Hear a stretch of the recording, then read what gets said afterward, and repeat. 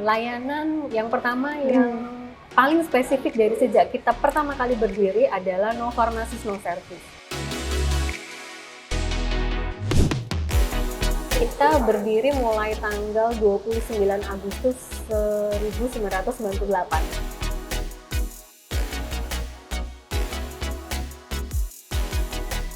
Saya Yunita, saya adalah dosen di Fakultas Farmasi Universitas Airlangga.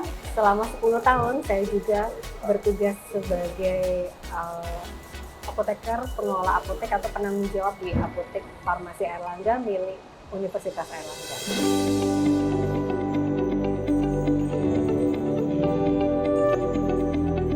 Latar belakang berdirinya apotek pendidikan ini, Bu?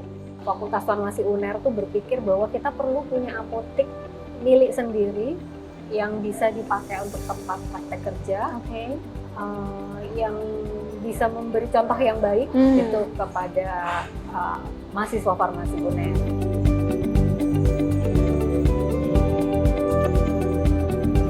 Ada tujuan lain nggak, Bu, kenapa didirikannya apotek farmasi Airlangga ini? Ada, sebetulnya tujuan lainnya tuh juga untuk pendidikan anak-anak baru, itu ada kunjungan ke sini, kemudian skripsi untuk data, untuk penelitian, kemudian pengabdian masyarakat. Apoteker kita dominan banyak karena moto no pharmacist no service tadi. Kita melayani resep dan swamedikasi seperti biasa. Untuk resep kita juga melayani asuransi, BPJS, rujuk balik, kemudian telemedicine, ada juga home care.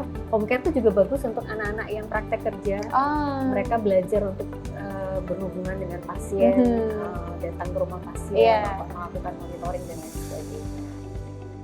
Sebagai sosok perempuan yang cukup lama mengelola apotek farmasi Airlangga ini ya, apa aja suka dukanya, Bu, ketika mengelola apotek ini? Sukanya dulu aja kali ya. Saya jadi punya banyak pengalaman. Kemudian pada saat mengajar di kampus, saya based on real experience gitu kan ya.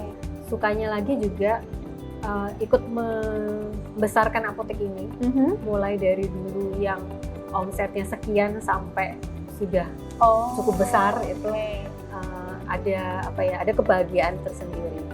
Kalau dukanya, karena saya dosen, jadi saya praktek waktu itu setelah tugas jadi dosen selesai. Jadi dukanya, saya tiap hari pulang malam. Kadang dulu apoteknya tutupnya 9:30. Kalau 9:30 itu masih banyak resep, kan sampai rumah tuh 10:30.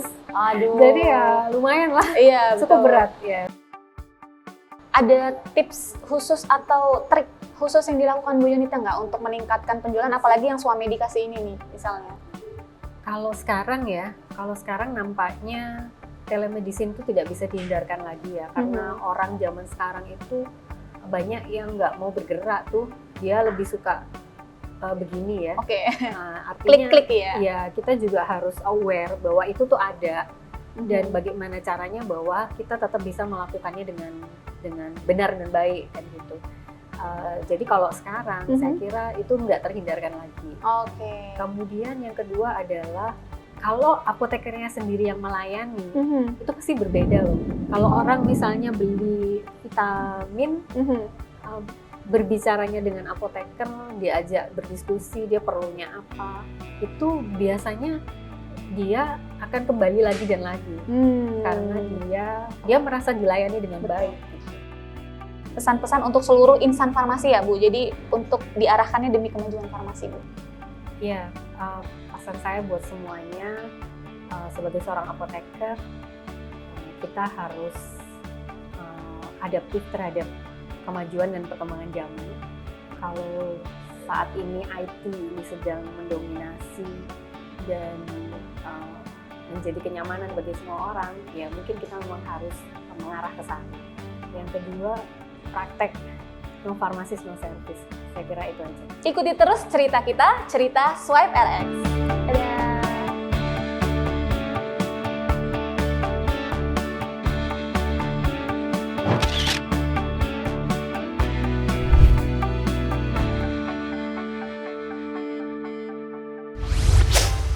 Swipe RX.